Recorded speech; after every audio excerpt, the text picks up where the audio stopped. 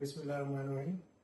آج ہم آپ کو ایک گردے کی رسولی کا ہم نے تھرمل ابلیشن کیا ہے، اس کا میں کیس دکھاؤں گا کہ گردے کی رسولی کو ہم لوگ کس طرح ٹریٹ کرتے ہیں انٹرونشن ریڈیولوجی میں۔ تو یہ ایک پیشنٹ ہے، یہ اپروکسیمیٹلی 61 ایئرس کی ایج ہے۔ اس پیشنٹ کے رائٹ گردے میں اپر پول پہ ایک چھوٹی سی رسولی ہے، یہ والی۔ ایکچولی اس مریض کی کچھ عرصہ پہلے اپر پول رائٹ کڈنی کی سرجری ہوئی ہے اس رسولی کے لیے، جو کہ رینل سیل کارسینوما کا کینسر ہے، اور یہ ساری پوسٹ سرجیکل چینجز ہیں اس سائڈوں پہ۔ یہ والی ساری پوسٹ سرجیکل چینجز ہیں۔ یہ رائٹ کڈنی کا اپر پول ہے، اور اس اپر پول میں یہ راؤنڈڈ سا تقریباً 22 سینٹی میٹر کا 22 ملی میٹر کا ٹیومر ہے، جو کہ ایوڈلی انہانس کر رہا ہے۔ اور یہ میں آپ کو آرٹیریل فیس سی ٹی دکھا رہا ہوں تاکہ یہ آپ کو اس کی انہانسمنٹ نظر آئے اس لیجن کی۔ اور یہ اسی پیشنٹ کا وینس فیز ہے جس میں واش آؤٹ ہے، یہ والی رسولی ہے گردے میں۔ اور یہ دیکھیں باقی سارا اس کا کڈنی ٹھیک ہے، صرف اپر پول پہ یہ رسولی کا آپریشن ہوا ہے۔ آپریشن ہونے کے بعد دوبارہ سے یہ کینسر بنا ہے رائٹ کڈنی کے اپر پول پہ، اور جس کو ہم کہتے ہیں رینل سیل کارسینوما۔ اس پیشنٹ کو ہم نے ایڈمٹ کیا۔ ایڈمٹ کرنے کے بعد او ٹی میں جنرل اینستھیزیا میں ہم نے اس کو ٹیومر کو تھرمل ابلیشن کیا ہے، مائکرو ویو ابلیشن کی ہے۔ مائکرو ویو ابلیشن جو کہ اپروکسیمیٹلی 10-15 منٹ کا پروسیجر ہوتا ہے۔ چھوٹے ٹیومر کو ہم کمپلیٹلی ختم کر دیتے ہیں، چاہے وہ چھوٹا ٹیومر گردے کا ہو، لیور کا ہو یا لنگ کا ہو۔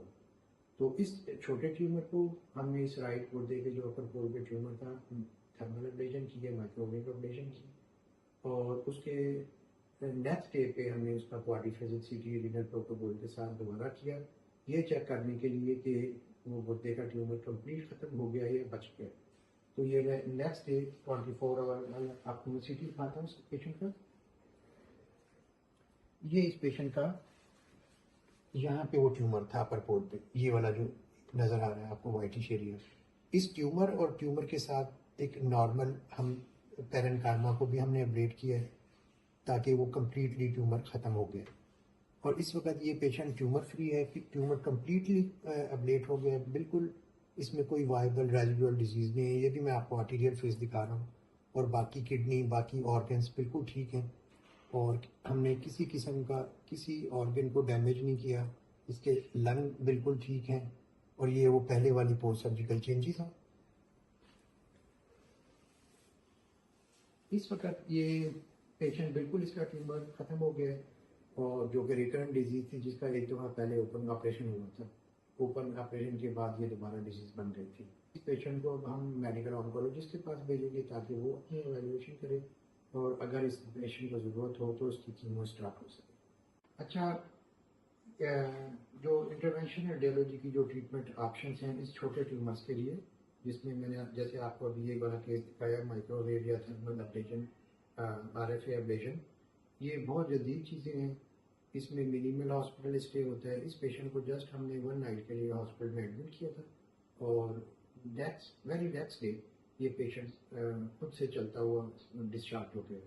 پیشنٹ کو کسی قسم کا کوئی چیرا نہیں دیا ہم نے، پیشنٹ کو کوئی لمبی جوڑی ایڈمیشن کی ضرورت نہیں ہوتی، ہاسپٹل اسٹے کی ضرورت نہیں ہوتی۔ 1 night hospital stay, procedure and next day discharge. اور as compare to surgery, open surgery, in procedures کی اگر ہم کمپیئر کریں تو سرجری اوپن سرجری سے کاسٹ بھی بہت کم پڑتی ہے، کیونکہ ہاسپٹل اسٹے کم ہوتا ہے پیشنٹ کا، پیشنٹ کو بہت زیادہ چیر پھاڑ کی نہیں جاتی، پیشنٹ کو اینٹی بایوٹک کی بھی بہت زیادہ ضرورت نہیں پڑتی۔ پیشنٹ کے عام طور پہ سرجری کے بعد جو وونڈس ہیل ہونے میں بھی بہت ٹائم لگتا ہے، بہت سارے اسٹچ اوپن ہونے میں بھی 1-2 ہفتے لگتے ہیں، اور پیشنٹ اپنے کام پہ نہیں جا سکتا۔ لیکن ہمارے پروسیجر کے بعد پیشنٹ ویری نیکسٹ ڈے اپنے روٹین روزمرہ کے کام کر سکتا ہے، اور صرف 1-2 دن ریسٹ کے بعد وہ اپنی جاب پہ بھی جا سکتا ہے، اور عام طور پر کسی قسم کی بلیڈنگ یا کمپلیکیشن نہیں ہوتی۔ شکریہ۔